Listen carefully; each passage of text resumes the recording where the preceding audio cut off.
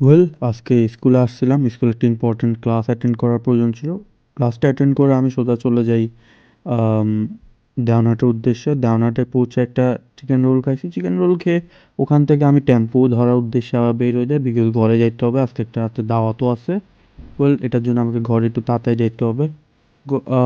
দেওনাটে পৌঁছায় 3 number tempo ধরছি। আর 3 number tempo দুপুরের মধ্যে ধরাটা অনেক কষ্টকর, লাইক অনেক কষ্টকর। পরে ঘরে এসে রেস্ট নিয়ে আমি রেডি হওয়া শুরু হলাম। আজকে আমার ড্রেস কোড হবে গ্রে কালার একটা blazer, black shirt and black pant with a black Venturini shoe. Well recently এই দুইটা ব্লেজার কিনছি। একটা হচ্ছে নেভি ব্লু আর একটা হচ্ছে গ্রে। আজকে গ্রেটা পরে যাবো, বিকজ ব্ল্যাকের সঙ্গে গ্রেটা অনেক মানায়। অ্যাজ ইউ ক্যান সি আমার লুকটা আজকে অনেক সেরা লাগতেছে, আমাকে লাইক অনেক হ্যান্ডসাম লাগতেছিল।